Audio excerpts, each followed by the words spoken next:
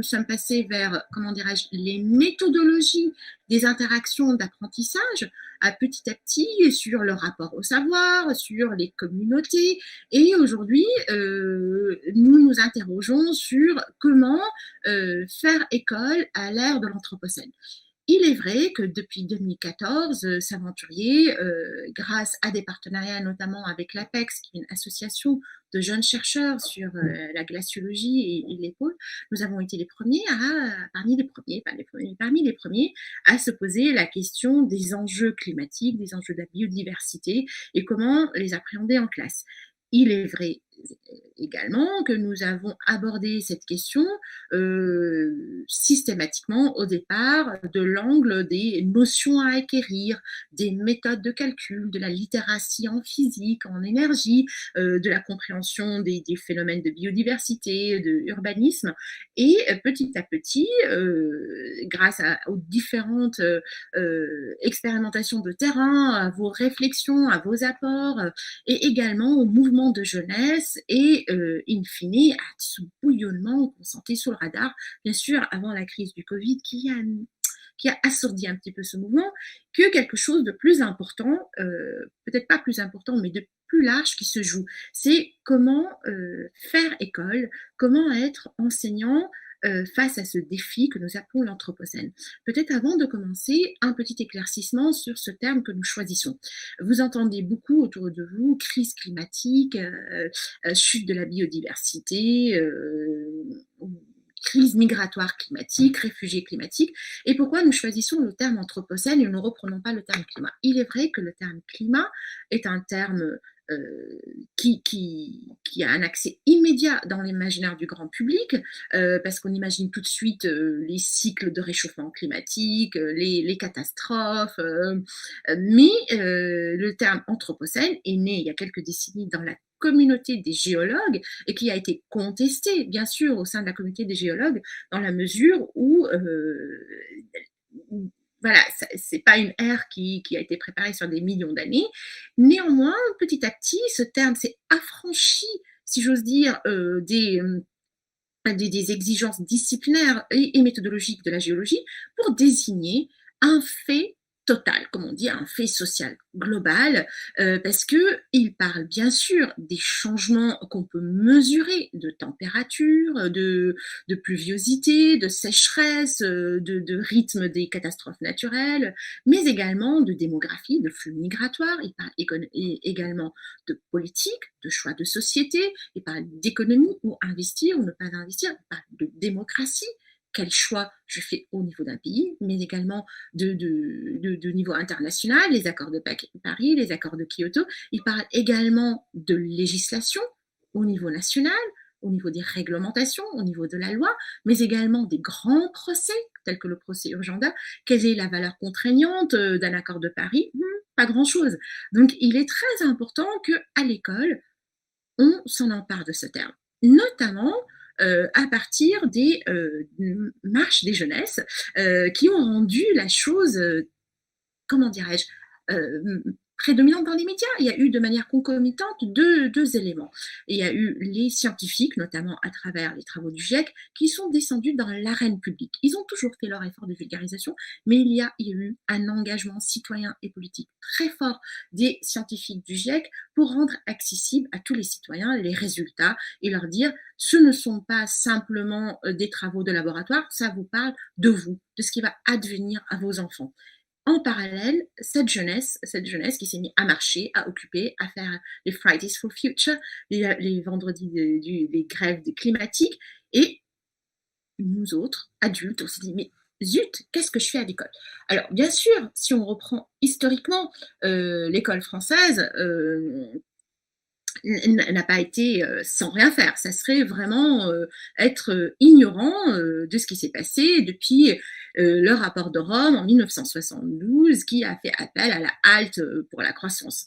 À partir de là, bien sûr, il y a eu une création d'un programme pour l'environnement aux Nations Unies et en France, on a créé à l'époque en 1972, ça date quand même, les centres permanents d'initiative pour l'environnement et le réseau École Nature.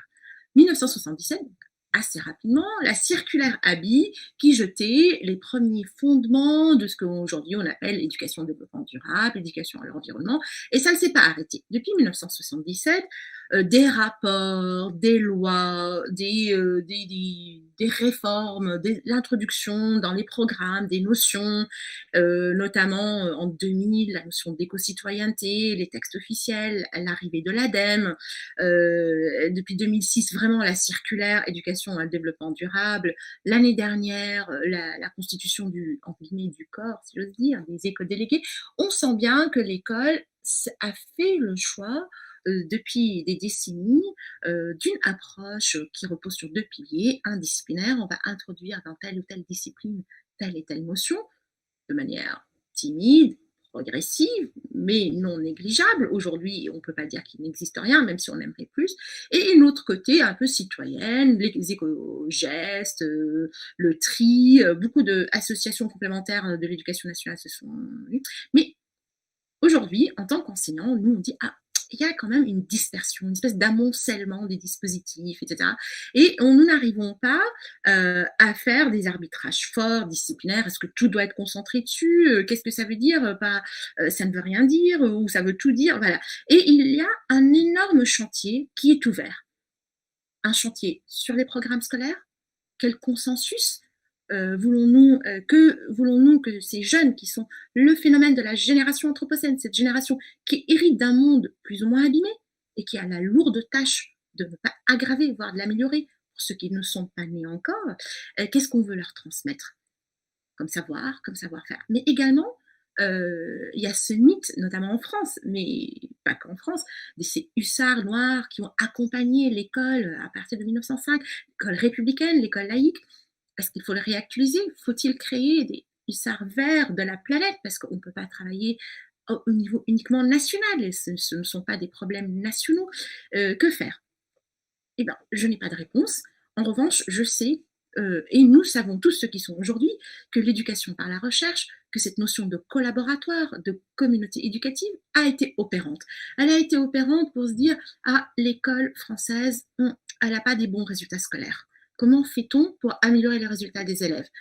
L'école française ne forme pas suffisamment, notamment en formation continue, les enseignants. Comment fait-on, nous, entre nous, enseignants, éducateurs, chercheurs, quelle est notre responsabilité collective? On crée des dispositifs, on crée des aventuriers, on se fait évaluer pour être sûr que ce ne sont pas uniquement des effets de parole et des opinions, mais ce sont des actes et des résultats sur le terrain. Et on se dit aujourd'hui la même chose. Ouvrons ensemble le chantier de l'école au défi de l'Anthropocène. Quelle serait l'école de l'Anthropocène? Pour cela, nous avons démarré l'année dernière des petites expérimentations qui vont au-delà du MOOC sur le climat ou des projets sur s'aventurer des climats, mais vraiment une véritable réflexion. Malheureusement, le Covid l'a stoppé net, mais nous reprenons.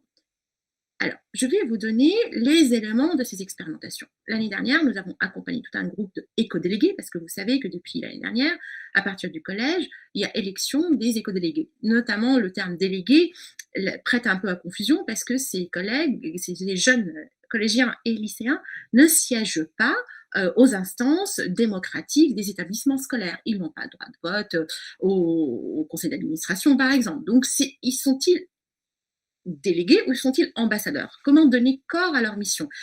Comment les aider à comprendre? Donc, nous avons fait une expérimentation avec un lycée parisien et puis également un projet nous reconduisons. Donc celui-là, nous allons le reconduire, nous allons le formaliser pour produire des outils pour tous les éco-délégués. Une deuxième expérimentation mêlant le cinéma et l'exercice citoyen que nous menons avec deux cinéastes sur la région parisienne.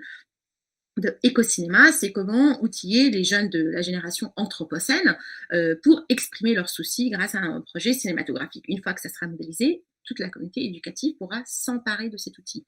Troisième projet dont nous allons beaucoup parler à partir de mercredi, c'est le projet sur qu'est-ce que le droit à l'environnement. L'école française aborde très peu le droit.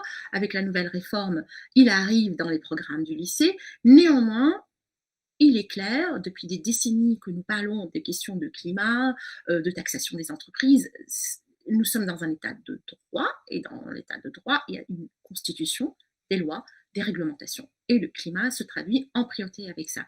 Nous avons collaboré avec Notre Affaire à tous, que vous connaissez. C'est une association de juristes qui a notamment porté l'affaire du siècle à notre Affaire à tous, pour créer une boîte à outils comprenant des vidéos, des fiches thématiques, des pistes d'activité. Je ne vais pas tout la détailler aujourd'hui, mais qui permet de la sixième jusqu'à la terminale, d'aborder les questions de la justice climatique, du droit à l'environnement, cette notion très vaste et peu compréhensible du droit des générations futures à un monde habitable, à l'école, en classe, tout en couvrant les programmes scolaires, mais également autour de la classe, des clubs de débat, les éco-délégués.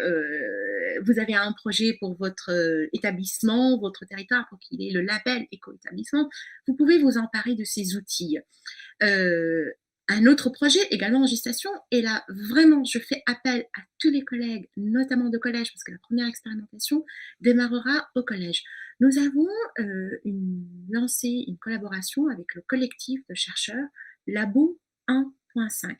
Ce collectif a été constitué au sein de la communauté scientifique française et est en train d'essaimer aujourd'hui avec le soutien du CNRS et de l'ADEME pour étudier l'impact de l'activité de recherche, que ce soit dans les laboratoires, les voyages, la consommation des supercalculateurs, pour étudier l'impact donc sur la production de contributions au réchauffement climatique, les gaz à effet de serre, etc. Et trouver des moyens plus vertueux de faire de la recherche. Bien sûr, cela induit des arbitrages très forts entre innovation, investissement, production. Donc voilà. Et on s'est dit, en collaboration avec donc, l'ensemble des chercheurs de Labo 1.5, cet outil qu'est-ce qu'il implique en fait? Qu'est-ce qu'il est l'outil à Labo 1.5? C'est en fait un logiciel avec lequel on calcule l'empreinte d'un établissement. On va intégrer les transports, la cantine, le chauffage, les consommables, etc. Donc, on va faire école 1.5 pour changer collectivement, transformer collectivement les établissements scolaires. Nous avons choisi pour la première expérimentation en 2021 l'échelle collège. On pourra discuter ensemble. Si vous avez des questions, n'hésitez pas à les poser sur les chats. Je les vois et on va me les relayer également. Donc, collectivement, avec des enseignants, on va créer un collectif d'enseignants et de chercheurs qui vont choisir ensemble les indicateurs les plus pertinents à l'échelle d'un établissement, qui ne sont pas ceux d'un laboratoire. Faire en sorte que l'interface soit plus amicale, plus facile, plus intuitive pour les collégiens, parce que c'est vrai que l'outil actuel, il est fait par des experts pour des experts, et imaginez quelles sont les portes que cela ouvre. Les élèves vont comprendre comment eux, leur établissement, participe ou pas, comment peut-on améliorer, quels sont les acteurs de la démocratie locale. S'ils veulent changer la cantine, c'est pas en s'adressant au chef de l'établissement, il faut s'adresser au conseil général, il faut s'adresser à l'entreprise qui fournit les repas, faire des vrais choix, se rendre compte qu'il y a une démocratie locale qui dépasse les murs de leur établissement. Donc c'est hyper important de le faire. Donc voilà, et puis après, ils vont se rendre compte qu'on comprend. On va développer ce qu'on appelle une littératie énergétique. Parler du climat, c'est de l'opinion si on ne sait pas calculer. Et une fois qu'on a calculé, faire des arbitrages collectifs, démocratiques, choisis et argumentés. École 1.5 au collège en 2021, un appel, n'hésitez pas à nous rejoindre. Vous pouvez nous écrire à communauté.saventurier@cri-paris.org ou vous adresser à nous directement sur les réseaux sociaux, sur Twitter, à mon nom Ange Ansour ou au nom des Saventuriers. Mais attention, petit piège, Saventurier sur Twitter, c'est Saventure, et faire partie du premier groupe de prototypage de cet outil, parce que nous souhaitons qu'à la rentrée prochaine, il soit disponible partout. Voilà. Autre projet, fidèle à notre ADN, avec le collectif de chercheurs Quantité Critique.